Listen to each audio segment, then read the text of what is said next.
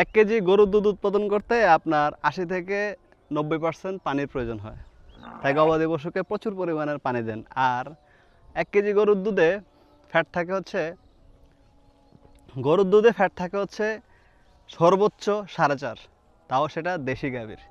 এবং Holstein Friesian যে গাভীগুলো আছে, যেগুলো দুধের লিটার 70 থেকে 80 টাকা আমরা কিনে খাই, সেগুলোর দুধ হচ্ছে 3 থেকে শুরু হয়। মানে খাদ্যের পার্থক্যতা, জেনেটিক বা আপনার যত্ন, আপনার খাবার দাবার উপর ডিপেন্ড করবে আপনার গবাদি পশুর দুধের গুণগত মান। যত মান ভালো হবে ততই আপনার দুধ থেকে ক্রিম বা ঘি এগুলো উৎপাদন বেশি হবে, বা আপনি যাদেরকে দুধ দিচ্ছেন যেসব মিষ্টির দোকানে, তাদের ছানার পরিমাণ বেশি হবে। কিন্তু এটা ডিপেন্ড করবে সব কিছু আপনার উপরে।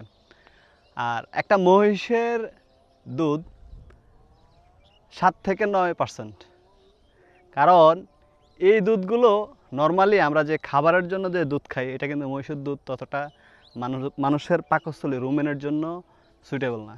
কারণ এতে হাই প্রোটিন এবং হাই পার্সেন্টেজ প্রোটিন থাকায় অনেকের লিভারে সেটা বা রুমেনে সেটা নিতে পারে না, তখন পাতলা পায়খানা বা ডায়রিয়া জনিত সমস্যা হয়।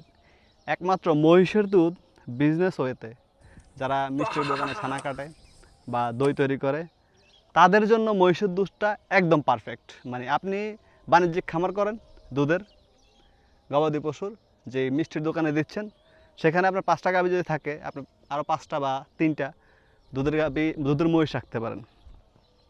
আপনার যদি 5টা গাভী থাকে তাহলে 2-3টা দুধের মহিষ রাখতে পারেন।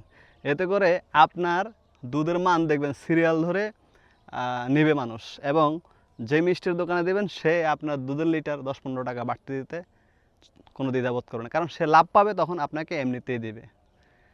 তাই বাণিজ্যিক খামারগুলোতে ইন্ডিয়াতে মানে সব খামারেই, অধিকাংশ খামারেই দুধের গাভীর পাশাপাশি মহিষ লালন পালন করেন, কারণ মহিষের দুধে প্রচুর পরিমাণে ফ্যাট, এবং যে পরিমাণ ঘি উৎপাদন হয় মহিষের দুধ থেকে, যা গরুর দুধ থেকে হয় না।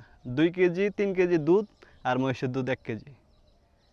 মহিষের দুধ 1 কেজি হলে 3 কেজি গরুর দুধের সমান, মানে ফ্যাট হয়ে যায়।